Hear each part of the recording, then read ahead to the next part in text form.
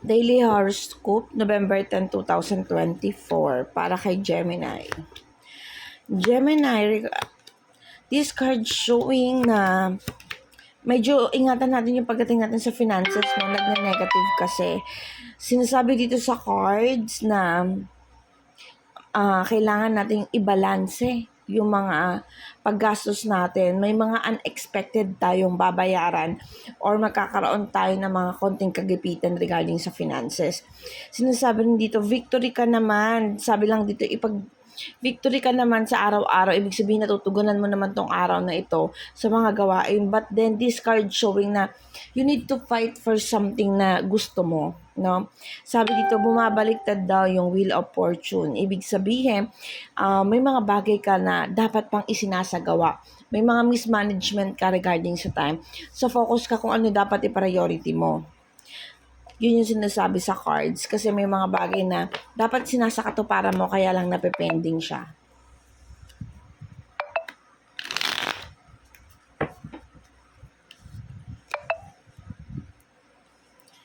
Para naman kay Leo. Leo, the card said here, hindi mo na daw kailangan lumayo o lumipat ng mga bagay or sabihin na natin kung binabalak mo mag-transfer. Basta anything na paglayo, pag-alis, hindi mo daw kailangan na gawin yon kasi this card showing me na napagtatagumpayan mo yung mga bagay-bagay na ginusto mo kahit hindi ka na pumunta pa sa mas malalim na desisyon sa buhay. This card showing na may mga bagay na matutuklasan ka, may mga bagay na alam kong yung bagay na finofokusan mo ngayon, check mo kung tama pa ba yung way mo, no? Kung tama pa ba yung mga dapat na dinidesisyon mo doon o tama pa ba na nag-i-stay ka dyan. Sabi kasi dito sa cards na may mga matutuklasan kang bagay, pero yun daw yung nakakapagpa-stagnant sa'yo, no? So, kailangan move forward tayo, Leo. Tignan natin kung ano yung mga kakayahan mo at mga dapat mo pang gawin para mas mapaunlad mo pa yung way mo sa ngayon or yung pinopokusan mo. Punta tayo kay Cancer.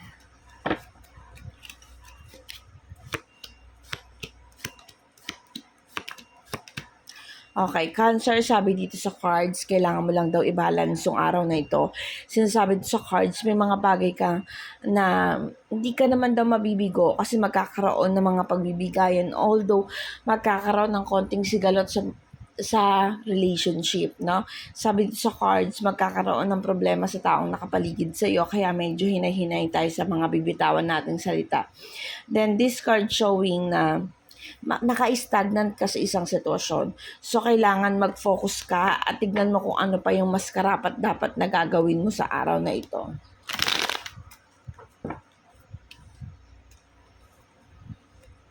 Taurus. Taurus, the card said here, may mga missed opportunities ka na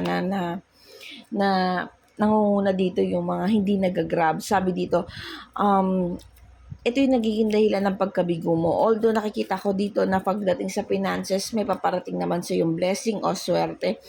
But still, you need to do something na hindi ka masasaktan. Kasi nga, sabi dito sa cards, may mga bagay na hindi ka na-appreciate. So, better to look something na talagang nag-gain ka. Fokusan mo yung bagay na talagang alam mong magkakaroon ka, hindi lang sa ngayon, but soon, yung kikita ka.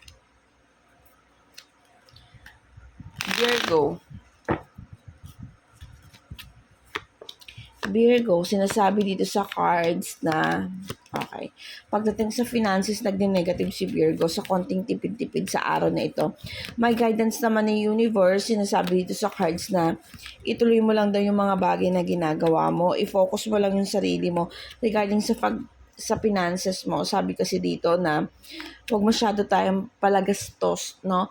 Kung ikaw yung tipo ng tao na maghahanap ng trabaho, this is the right time for you. Kasi nakikita ko dito, or gumawa ka ng regarding sa pakikipagkasunduan with other people. Baka ito yung time na mas maganda ang flow ng iyong business, kaya maglagay ka ng maraming paninda. Basta regarding sa pakikipagkasundo or relationship with other people, maganda yung tatakbuhin ng araw mo. Yun lang, kailangan ka mag-ingat pagdating sa finances. Scorpio. Scorpio, sabi dito sa cards na okay. Kung kinakailangan mo daw lumayo o gumawa ng paraan para masakatuparan yung mga pinaplano mo o masolusyonan yung problema mo, gawin mo daw. Sabi dito, mas paniwalaan mo yung sarili mo, magkaroon ka ng instinct sa sarili para maitama yung mga bagay na nagne-negative sa'yo. Sinasabi rin dito sa cards, may mga bagay tayong dapat sukuan, like yung mga negative na mga pangyayari, kung nagkamali man sa mga desisyon na ginawa mo nung mga nakaraan, sabi this is the right time para itama yun at tignan kung ano yung mga mas dapat mo pang gawin para maiayos yung mga negatibo na nangyari sa'yo or kailangan makapag-focus ka pa ulit. Capricorn, the card said here, nawawalan ka ng guidance ng universe. Sabi dito, hindi sa lahat ng pagkakataon ay masaya. Sabi dito sa card, nawalan man ng guidance ng universe yung relationship mo towards with other people, lalo na sa loved ones mo. Expect na medyo may tampuhan pero maaayos din naman ito. No? Magkakaroon pa rin naman ng peace of mind. Yun lang, huwag masyado nating dibdibin. Kailangan dun tayo mag-focus sa positive way. Focus ka muna ngayon sa career mo kasi nakikita ko dito yung love life mo is negative sa ngayon. Medyo may konting tampuhan o awayan. So, ma-expect mo yun. Pero, hindi naman kailangan itong palakihin pa kasi maayos at maayos ito. Sagittarius. Okay. Sagittarius, this card showing na yung mga problema daw na kinakaharap mo ngayon ay masusolusyonan. Sabi dito, kahit wala daw ibang tao, oo, kahit hindi ka dumepende sa ibang tao, maaayos pa rin naman ito. Masosolve mo to. Sabi dito, the magician eh. Yun lang, pagdating sa pera, medyo kakapusin tayo. So, kailangan natin gumawa lang din ng pamamaraan regarding dito. Pero, mapagtatagumpayan mo naman yun sa Sagittarius. Matatapos din. May mga tao lang talaga na nagdi-negative. So, wag kang mag-expect sa mga tao na tutulungan ka para maayos yung problema mo or may kasama ka regarding sa pag-solve na kung ano man kinakaharap mo ngayon. Ikaw lang daw pero kaya mo yan at makakayanan mo pa.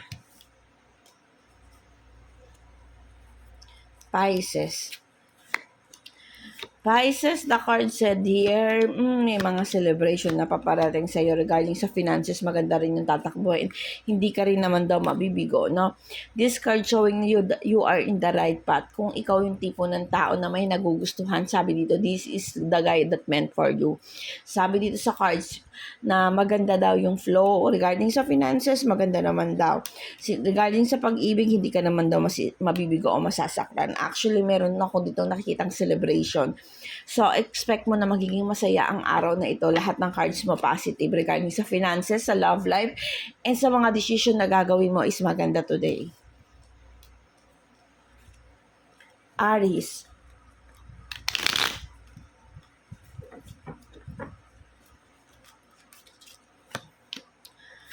Sabi sa cards, may mga bagay doon na kailangan kang malaman o matuklasan at ito yung nagiging dahilan kung bakit nagiging unvictory ka or nag-change ka ngayon ng iyong desisyon. This time, sabi, i-grab mo daw yung mga opportunity o tuwag mo na daw pang hinayangan pa kung ano man daw yung mga nawala sa'yo. No? Sabi dito sa cards, focus ka na lang kung ano yung meron sa ngayon kasi may mga opportunity na hindi mo na nabibigyan ng pansin dahil nakatutok ka pa rin dun sa nakalipas o na-stagnant ka pa rin so kung ano yung meron sa'yo before na hindi naman na nag-work. So, focus ka ngayon sa sarili mo at mag-new beginning ka, Aries. This is the right thing. Wake up call ito sa'yo ngayon na kung ano na yung nakakaraan, bitawan mo na at tuluyan mo ng kalimutan, gumawa ka na ng pamamaraan sa pabagong panimula. Para naman kay Libra, the card said here, new beginning. Sabi dito, hindi mo man nakuha yung mga dapat mo makuha, hindi mo man na-achieve yung mga dapat mo ma-achieve nung may nakaraan. Sabi dito, na-stagnant ka man at nalungkot ka, nahang ka man or sabihin man natin na nandun ka sa isang sitwasyon na hindi mo alam kung ano yung magiging solusyon o ano yung mga mangyayari sa susunod. Kasi nga, hindi mo hawak o kontrolado yung emosyon o isip ng mga taong nakapaligid sa iyo. But still, hindi ka kailangan ma-stagnant kung nasaan ka man.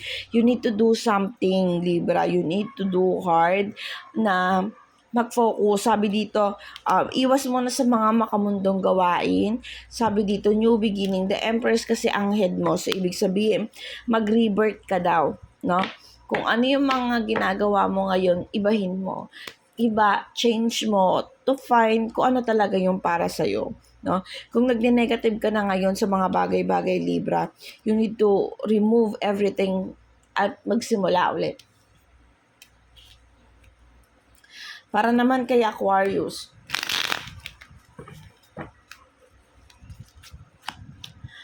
Aquarius, the card said here, nai-stagnant tayo sa isang sitwasyon na Aquarius. Sinasabi dito, namumutawi sa atin ang pagiging makamundo.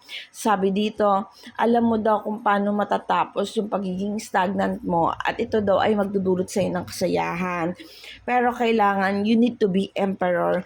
Maging matatag at magkaroon ng isang siguradong desisyon regarding sa mga bagay-bagay. Sabi dito kasi, yung hindi mo pagkilos o paggawa o yung hindi mo sinasakatuparan yung mga bagay-bagay, ito yung nagiging dahilan kung bakit nawawalan ka ng guidance ng universe. So, wag nating pagpokusan yung mga hindi naman importante ngayon, Aquarius. Focus tayo dun sa mga bagay na alam natin para sa atin kahit mahirap. Kasi ito yung magiging way natin para maging successful.